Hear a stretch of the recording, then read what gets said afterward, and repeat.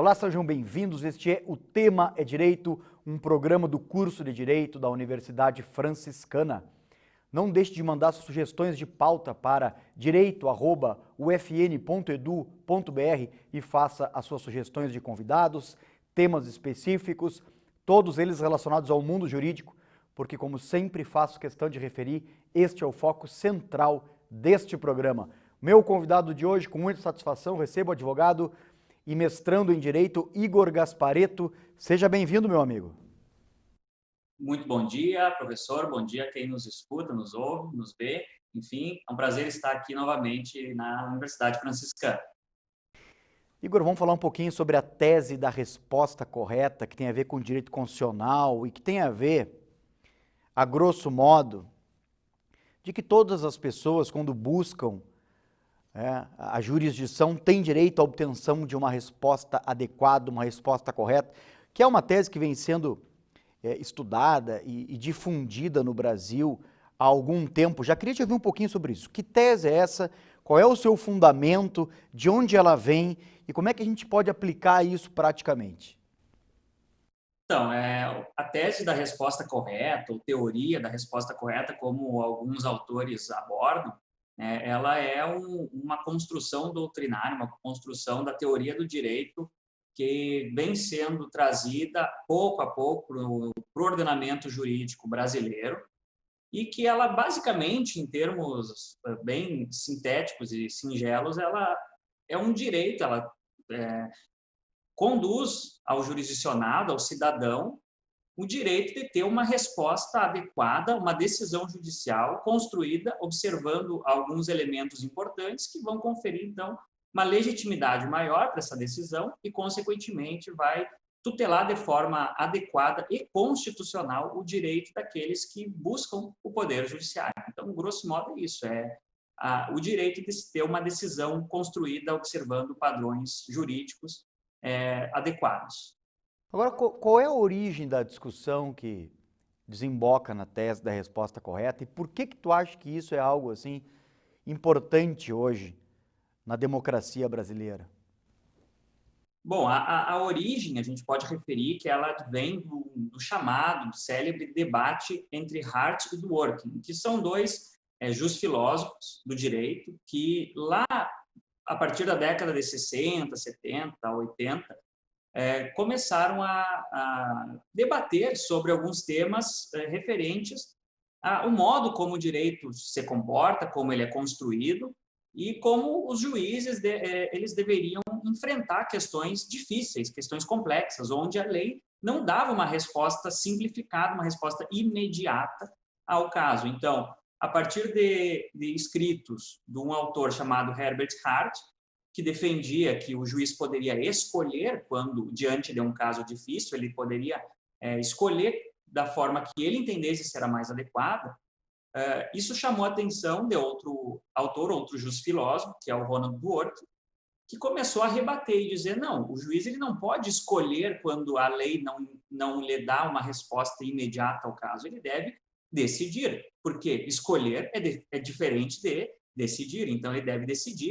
E para ele decidir casos difíceis, casos onde a lei não fornece uma resposta imediata ao caso, ele deve se socorrer, então, de alguns elementos, de algumas condicionantes que vão orientar esse magistrado, esse juiz, a tomar uma decisão íntegra, coerente e que vai proteger o jurisdicionado, ou seja, o cidadão que procura o poder judiciário, vão proteger esse cidadão de arbitrariedades, de discricionariedade, que nada mais é do que o poder do magistrado de decidir conforme ele acha que é o certo, embora diferente, por vezes, do que a lei, do que os princípios do direito orientam. Então, aí é que está a origem. Ela nasceu desse debate entre esses autores e ela vem sendo aprimorada, e principalmente pela obra de outro grande autor aí brasileiro, que é o professor Lênio Luiz Streck, e ela vem sendo incorporada ao ordenamento brasileiro justamente por proteger o cidadão,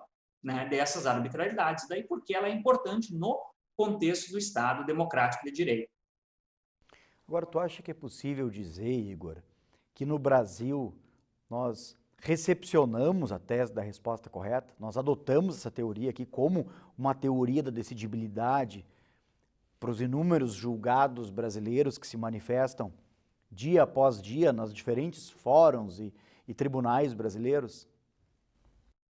Sem dúvida, hoje há um consenso de que essa teoria ela foi recepcionada, ela foi adotada pelo ordenamento jurídico brasileiro e nós podemos visualizá-la presente em alguns dispositivos legais, presente em alguns artigos de lei.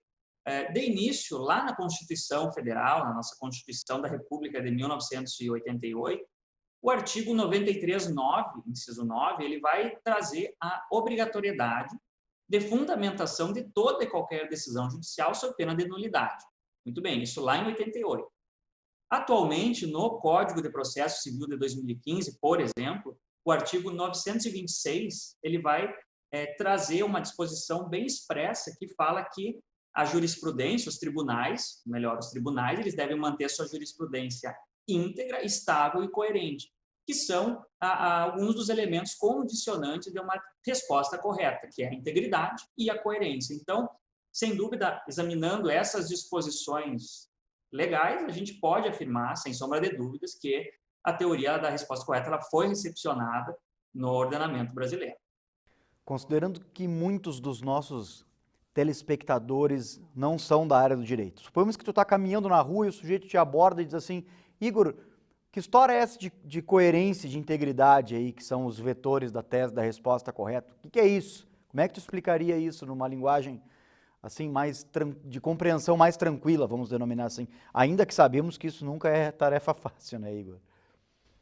Perfeito, professor. Então, coerência e integridade. Bom, coerência está dentro da integridade, mas coerência significa, em termos bem simples, se manter um padrão.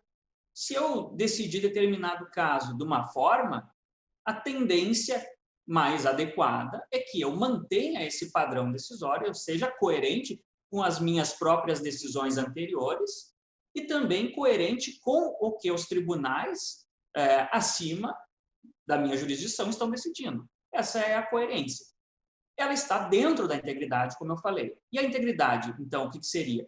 Seria garantir a necessidade de que o magistrado ele mantenha o padrão da comunidade jurídica, ou seja, dos tribunais, ele mantenha um padrão que blinde a decisão de outros elementos que não o direito, e que ele mantenha a tradição. Então, essa tradição é manter também um padrão que já vem sendo adotado, não desfocar completamente daquilo que já vem se decidindo.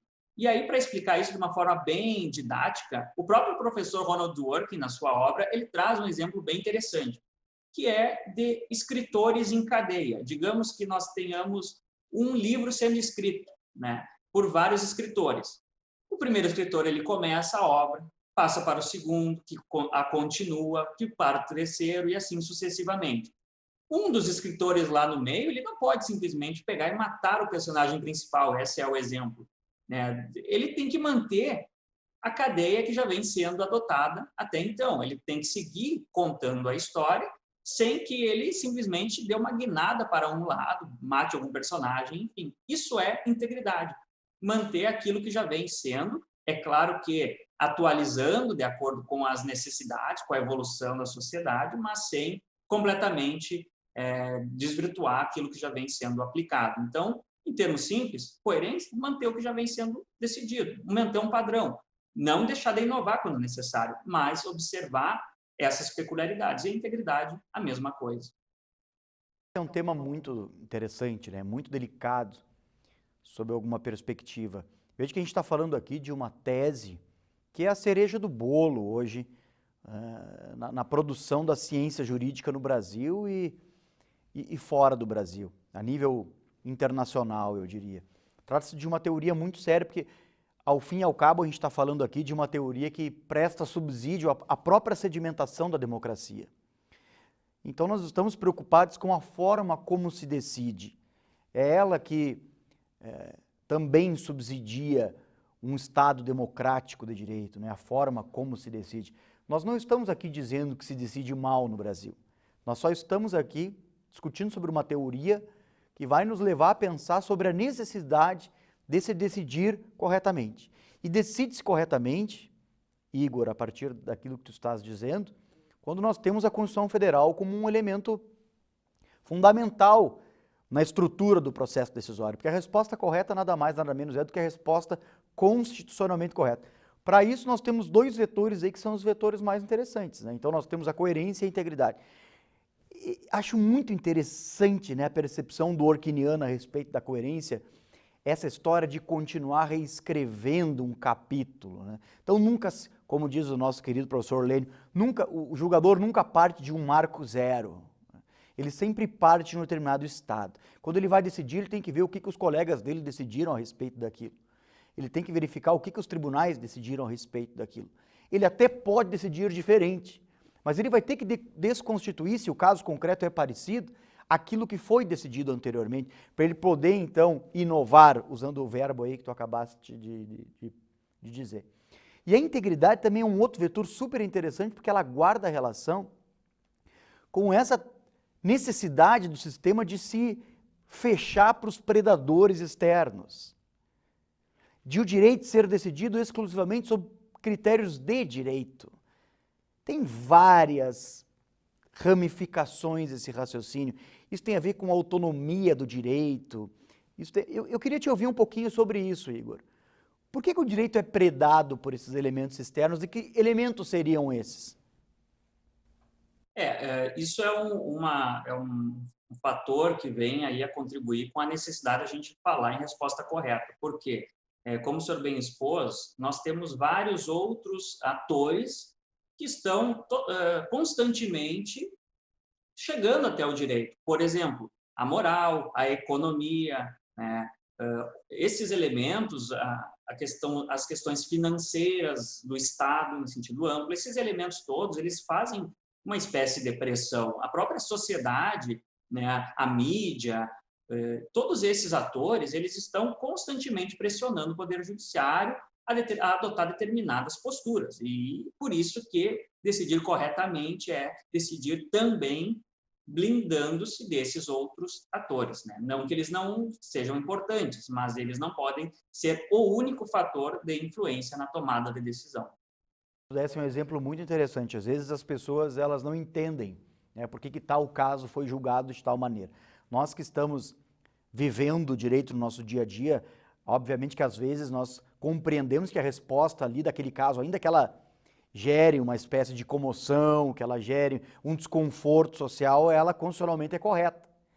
E o julgador ele não pode, em hipótese nenhuma, se deixar levar por influências externos para decidir o que ele precisa decidir, mesmo que aquilo seja, por vezes, doloroso. É um tema muito interessante esse, né, Igor? Sei que tu estás pesquisando isso por ocasião do mestrado que estás realizando, mas eu quero te agradecer aqui pelo aceite, né, do convite para a gente conversar um pouco hoje, te dizer aqui que as portas do estúdio estão sempre abertas para o amigo.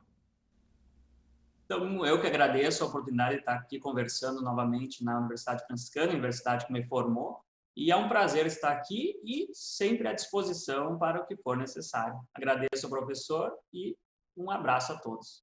Eu esqueci de dizer que tu é egresso desse curso de Direito aqui, Igor, e isso é um motivo que muito nos orgulha. Aliás, tu representa, em alguma medida, de que o trabalho que se faz aqui é um trabalho, né, profícuo, um trabalho sério, um trabalho num curso aí que agora completa 21 anos de existência. Tá bem, meu amigo? Muito obrigado pela participação.